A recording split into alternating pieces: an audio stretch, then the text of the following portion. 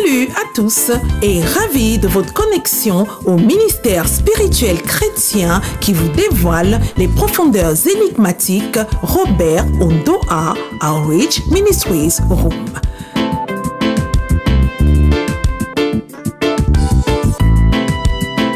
Faites du Room votre partenaire ministériel didactique favori et jouissez d'une croissance manifeste à tous égards.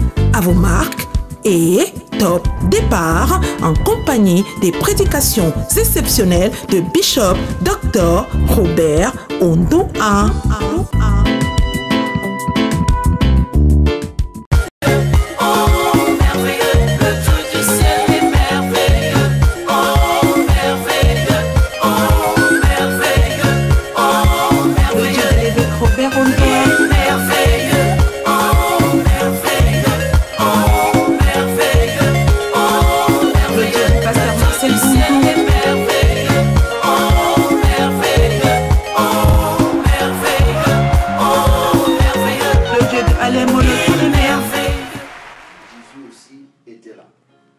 Et vous voyez, le verset 3 dit, comme le vin venait à manquer. Comme le vin venait à manquer. Je ne sais pas ce qui se passe ici, mais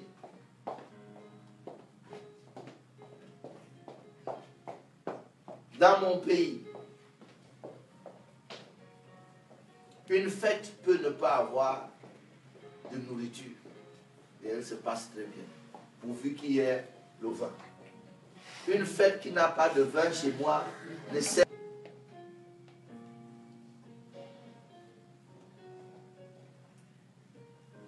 Et la Bible dit qu'on fait des festins pour se divertir. Et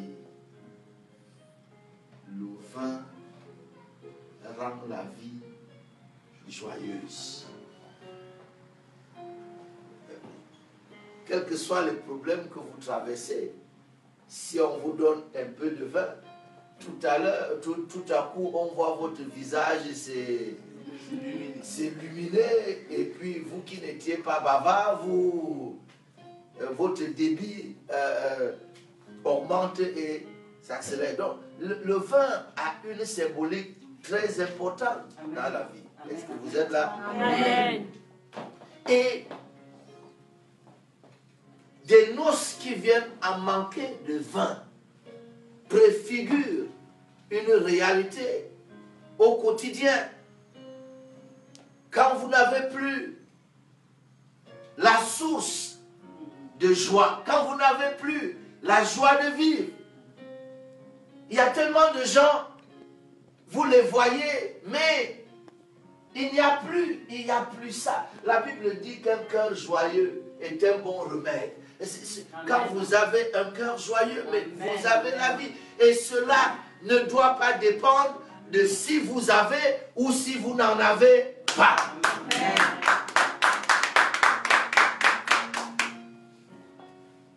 Je peux imaginer cette catastrophe. Je peux imaginer l'humiliation.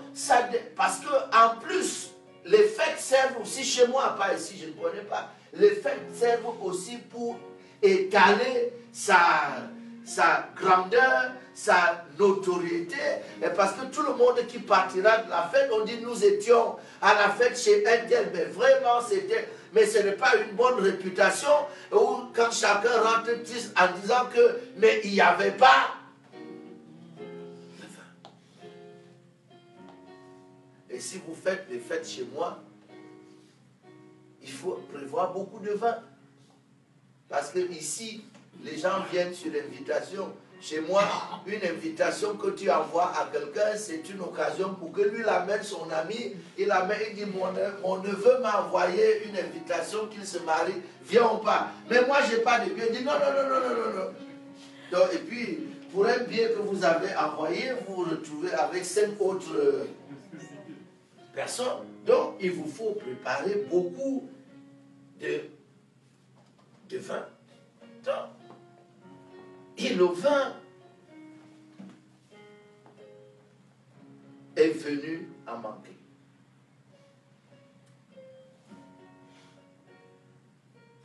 je peux vous dire quelque chose.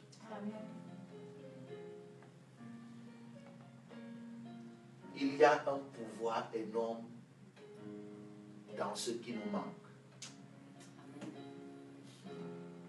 Je ne sais pas si vous serez à mesure de me comprendre, mais ce qui nous manque exerce un pouvoir énorme dans notre vie. Et je n'ai jamais compris pourquoi un homme peut tout avoir dans la vie, mais il est triste à cause de la seule chose qui lui manque. Parce que ce qui vous manque exerce un pouvoir énorme dans votre vie. Amen. Vous voyez ce monsieur qui a tout. Il est triste parce qu'il n'a pas d'enfant. Et même, permettez-moi toujours de parler en me référant depuis chez moi. Et même, ce n'est même pas qu'il n'a pas d'enfant, il n'a pas de garçon. Il a même des enfants. Il a 4 brillantes filles, mais il est triste parce qu'il n'a pas de garçon. Jésus a rencontré un jeune homme qui était riche et qui était bien. Parce que ce jeune homme était riche et ce jeune homme était bien éduqué. Parce que Jésus lui a dit, mais est-ce que tu... Il dit, non, je suis correct depuis ma naissance. Je ne vole pas, je ne mens pas, c'est un garçon correct et qui a en plus de l'argent. Il était préoccupé par quoi il a demandé à Jésus, que me manque-t-il encore? Et on est toujours plus préoccupé par ce qui nous manque.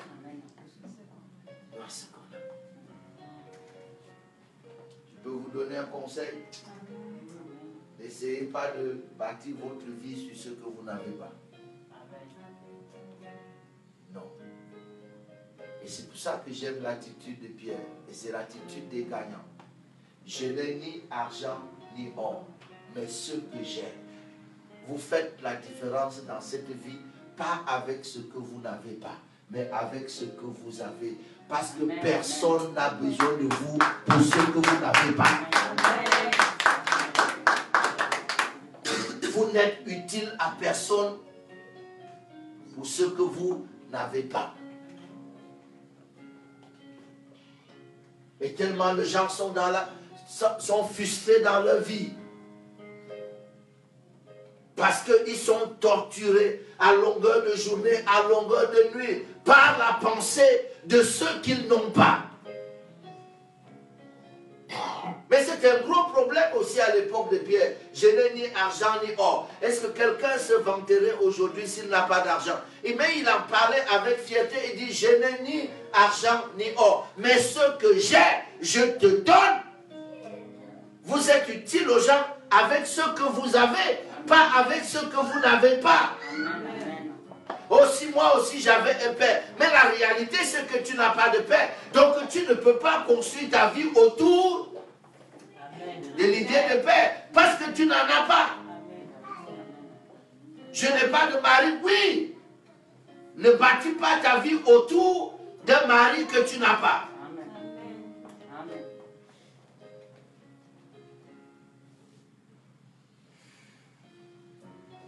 Jésus a rencontré un homme qui lui a demandé, veux-tu être guéri? Il dit, je n'ai personne. Et c'est ça le problème des gens. Veux-tu être guéri? Je n'ai personne. Parce qu'il est envoûté par ce qu'il n'a pas. Et là, il avait devant lui quelqu'un qui pouvait changer sa vie, mais il dit, je n'ai personne. Est-ce que vous êtes là? Et puis Jésus lui a donné une leçon de vie. Quand tu n'as personne, tu ne peux pas rester, tu ne peux pas te permettre d'être couché. Il lui a dit, dans ce cas, lève-toi et marche. Parce que quand tu n'as personne, tu ne dois pas te coucher. Si tu n'as personne et tu te couches, qu'est-ce que ta vie devient? Alors si tu n'as personne, lève-toi et bats-toi comme une personne qui n'a personne.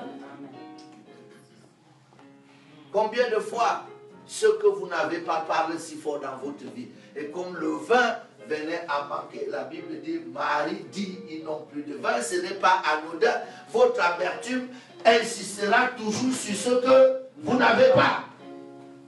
Amen.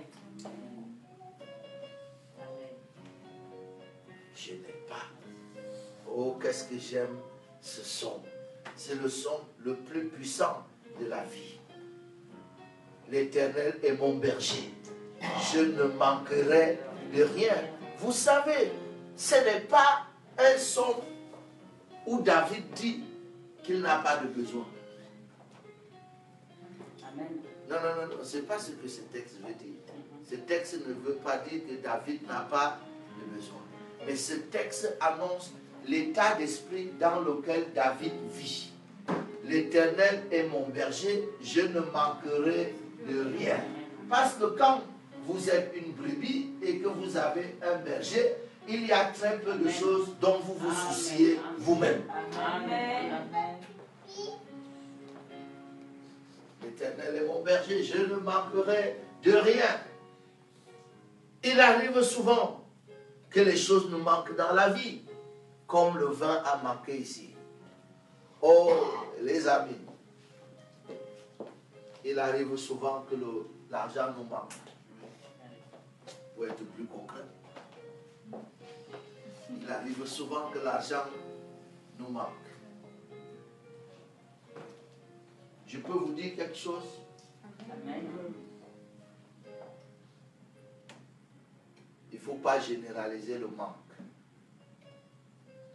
Le fait qu'il n'y ait pas l'argent dans vos poches ne veut pas dire qu'il n'y a pas du tout l'argent en France. Amen. Amen. Hein?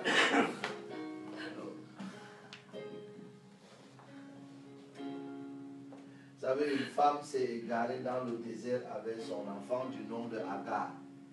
L'eau qu'elle avait dans l'outre était finie. Et elle a décidé de se suicider et de mourir pour ne pas voir son enfant mourir. Donc elle avait décidé que les deux, elle avait pensé que les deux vont mourir. Et elle n'a pas d'eau, son enfant va certainement mourir en premier et elle aussi mourra plus tard. Et lorsque Dieu s'est révélé à elle, à l'endroit où elle était assise, attendant la mort, il y avait un puits. Sauf qu'elle ne le voyait pas. L'eau était seulement finie dans son outre. Mais l'eau n'était pas finie. Est-ce que vous êtes là? Si vous n'avez pas l'argent dans vos poches, ça ne veut pas dire qu'il n'y a pas l'argent du tout.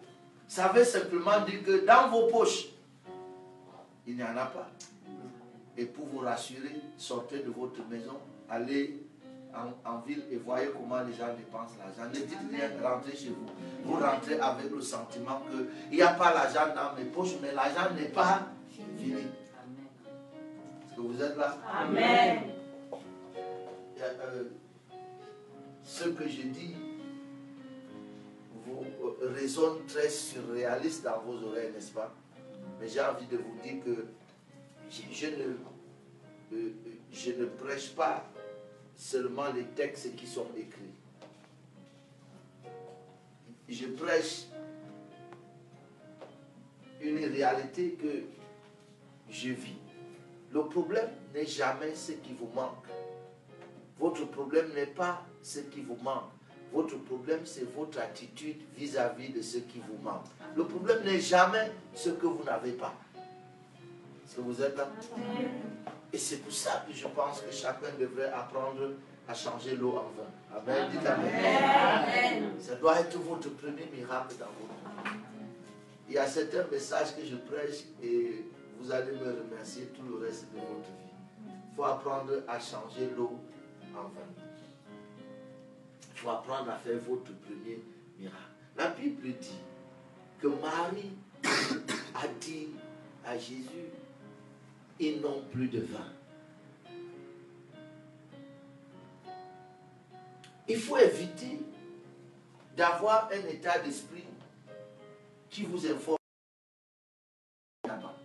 C'est agréable de vivre avec une personne qui ne voit que les problèmes. Et il y a des personnes comme ça autour de vous qui ne voient jamais. Même à l'église. J'ai toujours l'habitude d'enseigner à l'église que nous tous, nous ne vivons pas la même église. Il y a des gens qui sont tellement contents de leur église. Mais à côté d'eux, il y a des gens qui ne voient que le culte qui a duré ce dimanche. C'est-à-dire que tout ce qu'ils retiennent du culte, c'est qu'on a débordé le temps. Quand il sort d'ici, tu lui demandes comment était le culte, il ne te parlera pas de la bonne parole et te dira, ah, ça a mis trop long. Vous êtes sorti à quelle heure? On est sorti à 13h10. D'habitude, vous sortez à quelle heure? D'habitude, on sort à 13h, non? Mais il ne se rend même pas compte qu'il vient d'exagérer et magnifier. Il y a des esprits qui magnifient le mal. Est-ce que vous êtes là? Amen. Ça, la Bible dit que ça, c'est le premier miracle que Jésus a fait. Parce que c'est là notre problème.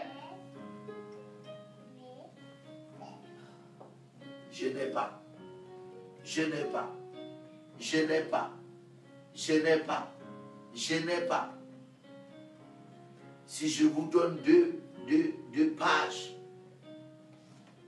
et je vous dis en une page, écrivez ce que vous avez et à l'autre page, écrivez ce que vous n'avez pas. Je n'ai pas besoin d'être prophète. Que la page de ce que vous n'avez pas va bientôt être remplie et vous allez demander une deuxième. Parce que vous êtes plus conscient de ce que vous n'avez pas que de ce que vous avez. Il y a cette femme qui est venue voir Élisée et qui lui a dit, tu sais que mon mari était un grand serviteur de Dieu. Il était fidèle, il est mort. Il a laissé pour héritage 2 fils et beaucoup de dettes.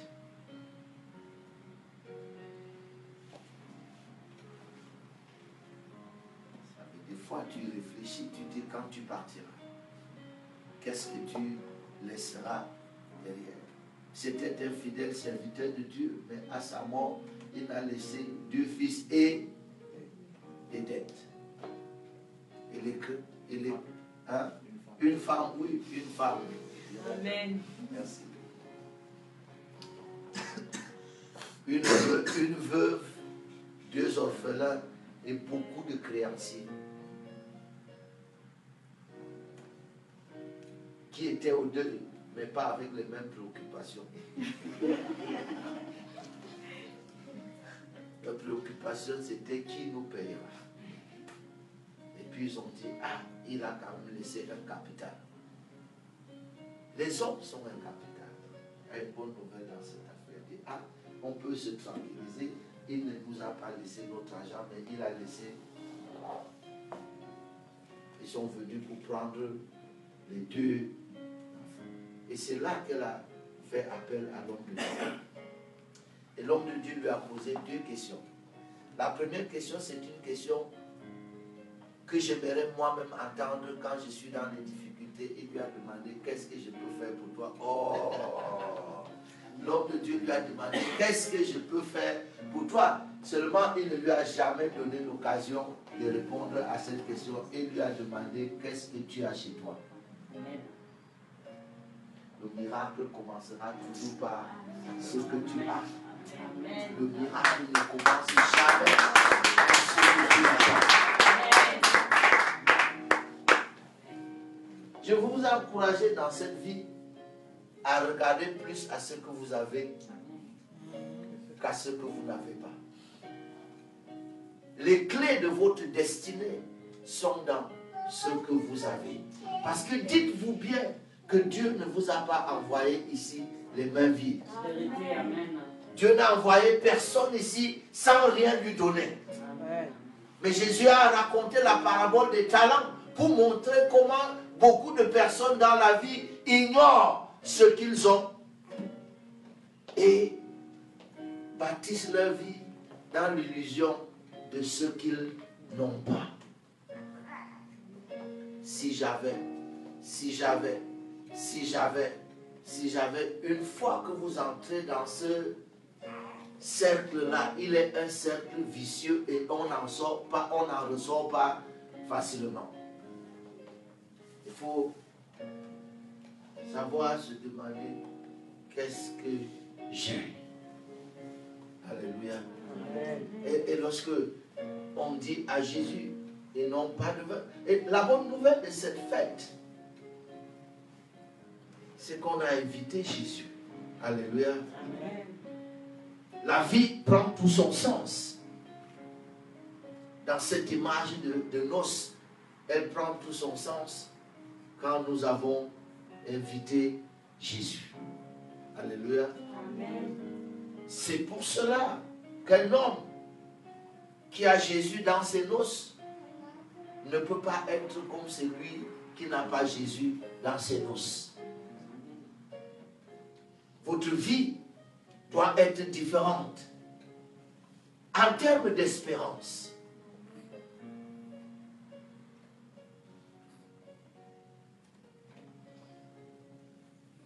Les chrétiens aiment les slogans, mais parfois ce n'est pas les slogans. Quand vous dites « demain sera meilleur », vous exprimez une espérance. Demain sera meilleur. Je peux vous dire quelque chose?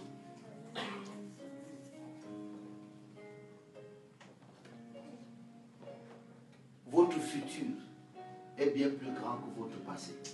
Amen. Vous m'avez bien compris. J'ai dit que votre futur est bien plus grand que votre passé. Amen. Alors n'essayez pas de compromettre votre futur avec la pensée de votre passé. Est-ce que vous êtes là? Amen. Mais la transition entre le passé et le futur, c'est le présent. C'est pour ça que les choix que vous faites maintenant sont importants. Les choix de penser, les choix de parler. Faites des bons choix en ce qui concerne votre pensée, en ce qui concerne votre parler. Faites des bons choix.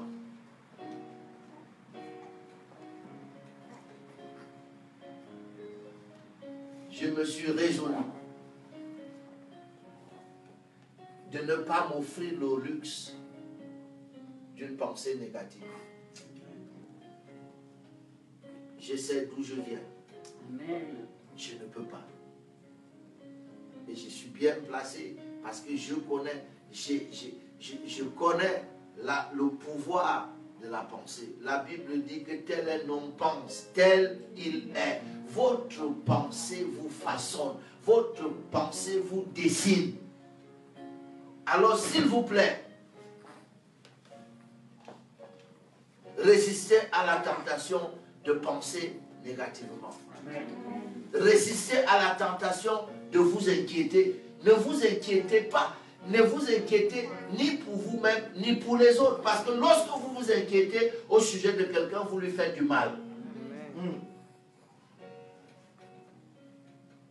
C'est peut-être trop gros ce que je vous dis, mais je vous assure, vous êtes souvent étonnés. Peut-être pas vous. J'entends souvent les gens dire la voiture a cogné son enfant et elle dit que mais ce matin j'étais vraiment inquiet, je pensais, alors qu'elle ne sait pas justement que ce sont ces inquiétudes qui sont à l'origine. Voilà pourquoi chaque fois que Dieu rencontre quelqu'un, la première chose c'est ne crains rien.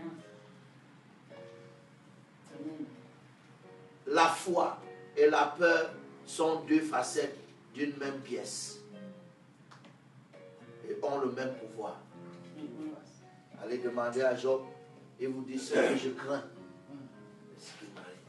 Job vivait dans la peur, je peux le savoir, je peux vous le démontrer. La Bible dit que chaque fois que ses enfants allaient passer une fête chez l'un d'eux, le matin, il offrait un sacrifice. Ce n'était pas un sacrifice d'adoration, c'était un sacrifice de peur. Et il disait peut-être mes enfants ont fait quelque chose. Il avait tellement peur de perdre ses enfants qu'il a fini par les perdre. Quand vous cultivez la peur, vous créez les conditions pour l'apparition de ce que vous créez. Même si les choses ne semblent pas aller comme vous le désirez, évitez de penser négativement. Évitez de vous inquiéter Je peux vous choquer un peu? Amen. Maman, ce n'est pas l'argent. Alors, vous avez calomnié l'argent dans le monde entier. Maman, ce n'est pas l'argent. L'argent n'est pas mauvais. D'ailleurs, le sage Salomon a dit que on est à l'abri à l'ombre de la sagesse comme à l'ombre de l'argent. Quand on a l'argent, c'est bien. Amen. Amen. J'aimerais en avoir. J'aimerais en avoir. Alléluia. Franchement, et Salomon a dit l'argent répond à tout. Vous êtes en train de me dire que non, l'argent ne répond pas à tout. Est-ce que l'argent donne la vie? Je peux vous choquer. Beaucoup de gens de par le monde sont encore en vie aujourd'hui simplement parce que ils ont l'argent. Donc ce n'est pas l'argent que Jésus a appelé maman. Quand il a dit vous ne pouvez pas servir deux maîtres à la fois, vous ne pouvez pas servir Dieu et maman. Ce n'est pas l'argent. Parce que dans l'étude de la Bible, nous replaçons toujours chaque chose dans son contexte. Lorsqu'il dit vous ne pouvez pas servir Dieu et maman, il dit c'est pourquoi ne vous inquiétez de rien. C'est pourquoi ne vous inquiétez de rien. Maman, ce n'est pas l'argent. Maman, c'est la peur d'en manquer. Parce que la peur de manquer d'argent va vous conduire dans des choses incroyables. Amen, amen, amen, amen, amen. S'il vous plaît, les plus grands pécheurs dans le monde ne sont pas les gens qui ont l'argent. La pauvreté n'est jamais une garantie de sainteté. Amen.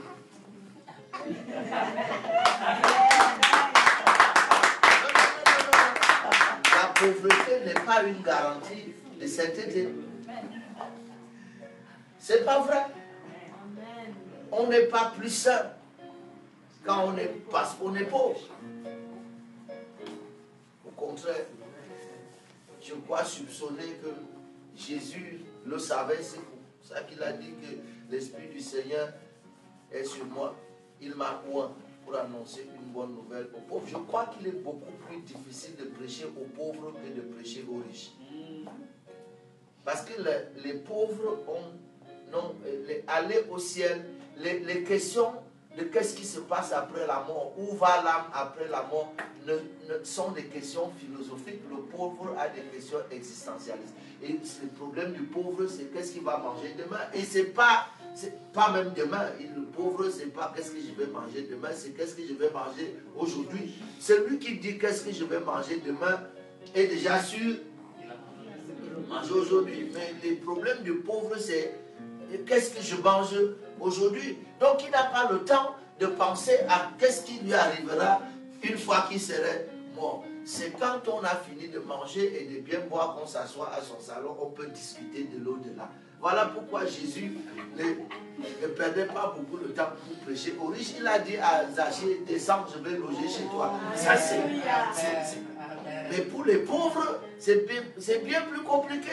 Pour inviter un pauvre à l'église, il va te dire que le dimanche matin, là, lui, il travaille. Il travaille pourquoi? Il travaille parce qu'il faut que... Il faut manger.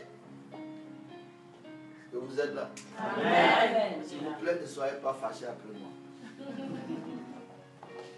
Pourquoi vous ne m'aimez pas?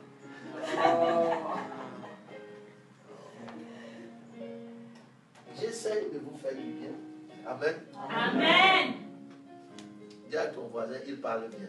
Il parle bien. Est-ce que vous êtes là? Amen. Jésus a commencé par là, parce que c'est là.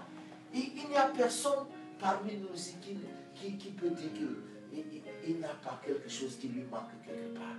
Et ça, c'est important. Mais ça devient une paralysie quand ce qui vous manque dicte votre conduite. Quand ce qui vous manque contrôle votre humeur. Quand ce qui vous manque contrôle votre tempérament. Tu deviens nerveux et agressif.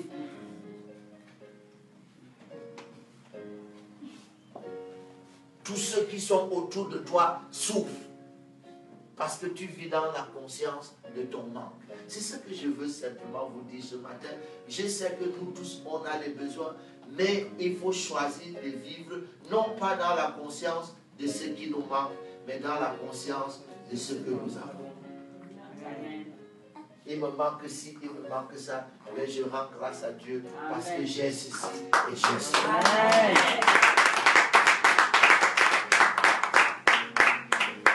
Et vous serez toujours en bonne santé. Amen. Amen. Vous savez, j'étais l'autre jour pour renouveler mon passeport et on demande beaucoup de papiers. Et j'ai amené ces papiers-là. Et puis le policier qui me recevait m'a remis un bon nombre de ces papiers. Et je l'ai regardé. Pourquoi? Il m'a dit, vous êtes déjà une personne âgée. Et puis j'ai éclaté de rire. J'ai éclaté de rire parce qu'il vient de m'annoncer que je suis une personne âgée. Je n'y ai jamais pensé. Je n'y ai jamais pensé. Et c'est lui qui a commencé à me faire penser. Et puis au bout d'une semaine, j'ai dit, écoute, toi, tu vas m'écouter là très bien. Mieux tu continues de vivre ta vie dans la pensée que tu avais avant. Je ne vis pas dans la pensée d'une personne âgée. Je ne vis pas dans la pensée d'une personne âgée. Ça n'a jamais été ma préoccupation.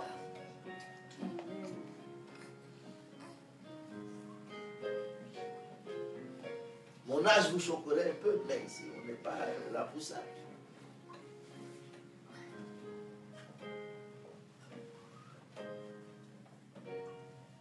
Mais je n'ai pas peur de vieillir. Amen. Et je n'ai pas peur de mourir. Amen.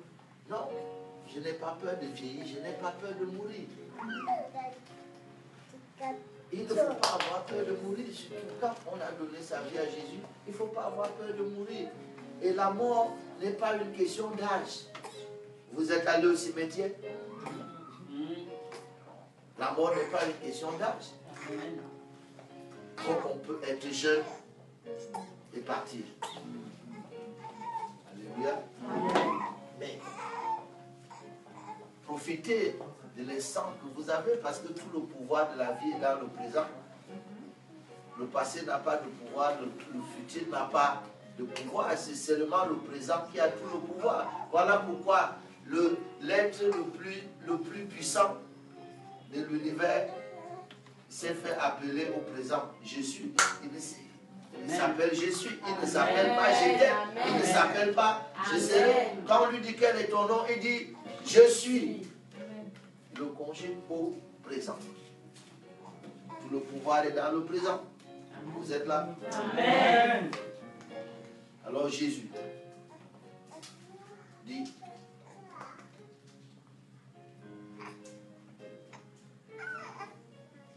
il discute un peu avec sa mère et puis finalement il se résout de faire quelque chose. Le français est une langue bien. Elle a des détails que souvent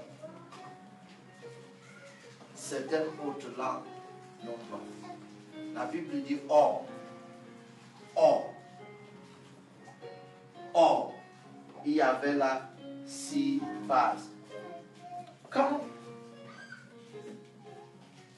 la Bible introduit ces 6 vases, elle les introduit avec or. Et ça veut dire quoi? Ça veut dire on cherche les réponses, on cherche les solutions. On se tracasse. Or, on regarde, il n'y a pas d'issue possible. On ne voit pas par où on peut commencer. Or, est-ce que vous êtes là? Est-ce que vous me suivez? C'est impossible. On ne voit pas. Or, c'est-à-dire que ce or-là met en évidence le fait qu'on aurait pu penser à tout sauf. Quand on cherchait les solutions, on pouvait regarder à tout, sauf à ces vases qui sont d'une utilité servile. Les vases là n'étaient là que pour aider les Juifs à laver les mains et les pieds. Il n'était pas de grande importance. Les vases là ne peuvent jamais se retrouver dedans là-bas. Les vases là sont pour aider ceux qui vont aller à la fête, pour aider ceux qui sont les personnalités importantes qui vont aller manger et boire. C'est ici qu'ils lavent leurs mains. Quand on pense au vin, on a pensé, est-ce qu'il y a une cave à côté? Est-ce qu'il y a, mais personne ne peut se tourner vers.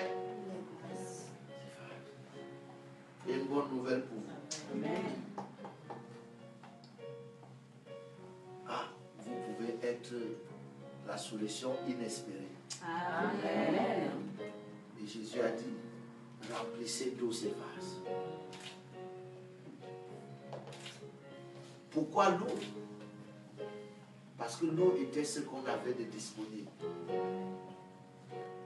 Vous faites votre premier miracle dans votre vie à partir de ce que vous avez. Amen. Jésus a regardé qu'est-ce qu'on peut avoir ici sans dépenser. L'eau. Il a dit remplissez l'eau ces vases. Ils ont puisé, ils ont rempli l'eau. Et puis il a dit puisez. Maintenant, les gens qui ont puisé l'eau ont puisé l'eau et ont versé l'eau dans les vases. Il a dit, puisez maintenant et portez-en à l'ordonnateur du repas. Ils ont puisé.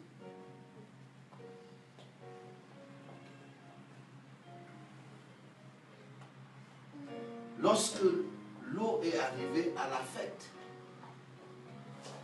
c'était le vin.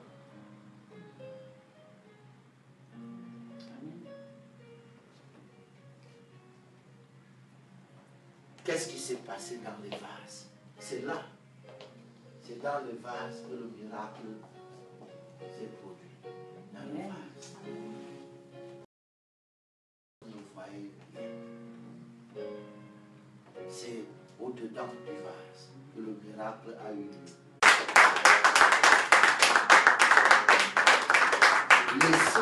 Laissez les circonstances là où elles sont. Laissez les événements là où elles sont. Laissez les décisions politiques là où elles sont. Laissez les crises économiques là où elles sont. Laissez le manque d'emploi là où il est. Est-ce que vous m'écoutez? Changez l'eau en vin au-dedans de vous. C'est là que vous changez. C'est là que vous changez d'attitude à l'intérieur de vous. C'est là que vous changez votre façon de penser. C'est là que vous changez votre façon de voir. C'est là où vous changez comment vous allez aborder la vie. C'est là-dedans que ça se passe, pas ailleurs. Les événements extérieurs n'ont pas le pouvoir sur votre vie. Ce qui a le pouvoir, c'est ce qui se passe au-dedans de vous. Amen. Jésus a dit, et ça c'était une grande science. Jésus a dit que ce qui est au dehors n'affecte pas l'homme. La seule chose qui affecte l'homme, c'est ce qui est au-dedans de lui. Et il a dit, nettoyez l'intérieur de la coupe et l'extérieur sera net. Il a dit, nettoyez. Maintenant, si vous allez dans la cuisine, ce n'est pas vrai. Vous êtes là, dans votre cuisine, ce n'est pas vrai. Vous ne pouvez pas laver une coupe à l'intérieur et puis le dehors devient propre. Est-ce que vous êtes là? Amen. Mais Jésus parle de cette autre coupe. Vous nettoyez votre dedans. Et il dit parce que c'est de dedans que sortent, numéro 1, les mauvaises pensées. Est-ce que vous êtes là? Amen. Est-ce que Jésus enseigne? la manière dont vous décidez de regarder une situation peut affecter votre vie en bien. Même quand nous prions, je peux vous dire quelque chose. Amen. La prière, pour vous dire la vérité, la prière n'a aucun effet sur Dieu. La prière n'a aucun effet sur les éléments de dehors. La prière a un effet seulement sur vous. Comment?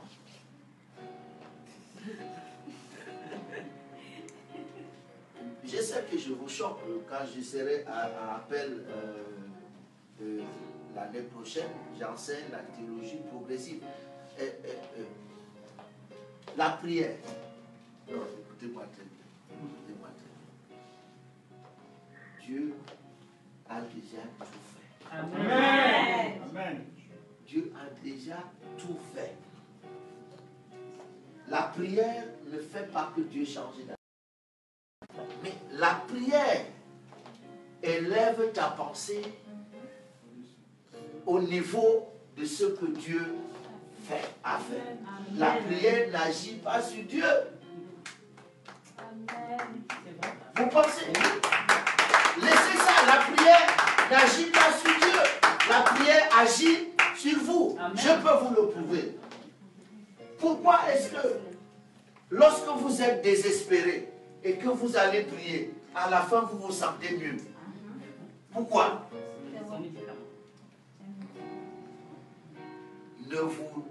Paul dit, ne vous inquiétez de rien.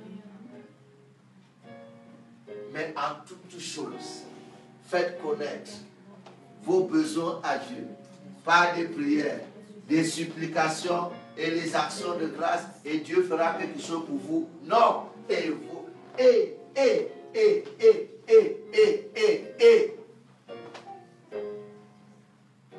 Dieu gardera vos lisez ça, voir que vous avez un problème. Rapidement, je suis en train de clôturer. Philippiens 4, verset 6. Ça, c'est peut-être l'un. Philippiens 4, 6. Ne vous inquiétez de rien, mais en toute chose, faites connaître vos besoins à Dieu. Voilà. Première chose, faites connaître vos besoins à Dieu. Je peux vous poser une question? Amen.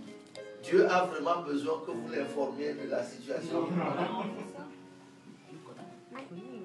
Vous ne dites pas que vous-même vous n'enseignez pas ici que Dieu connaît tout. Donc, la prière n'agit pas sur Dieu. Jésus dit que votre Père, avant même que vous ne demandiez, connaît déjà. Est-ce que vous êtes là? Amen. Il faut lire. Par des prières et des supplications avec des actions de grâce. Oui.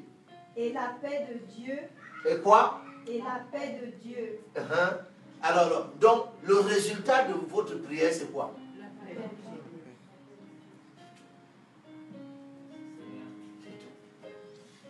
Parce que la situation vous trouble, la situation vous ronge.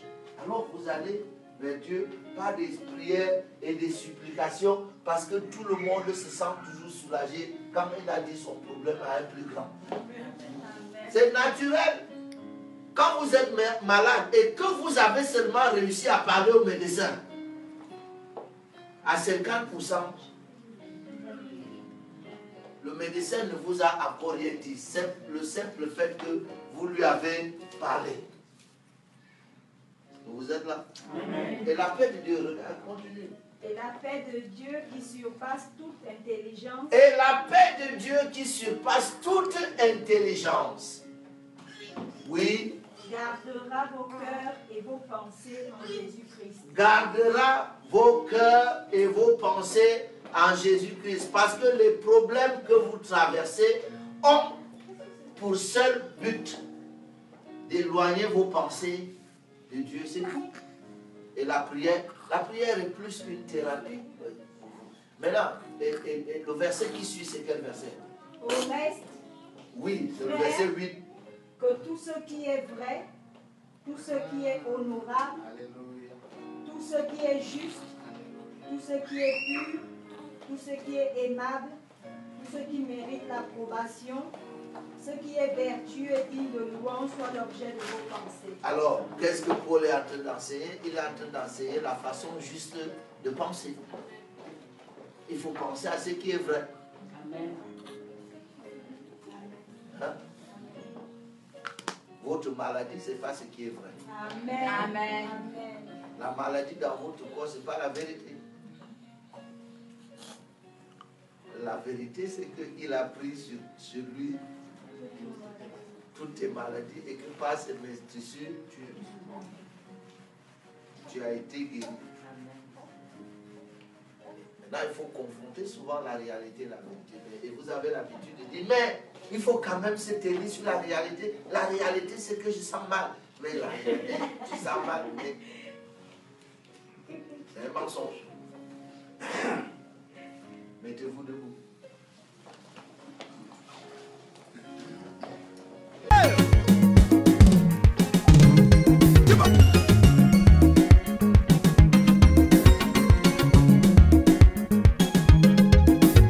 Oui, mon Dieu est bon. Il est bon. Oui, mon Dieu est bon. Il est bon. Oui, mon Dieu est bon. Il est bon. Oui, mon Dieu est bon. Yes, my God is good. He's good. My God is Yes, good. he's good. My God is good. He's good. My God is good. Yes, he is. Hey. Come on.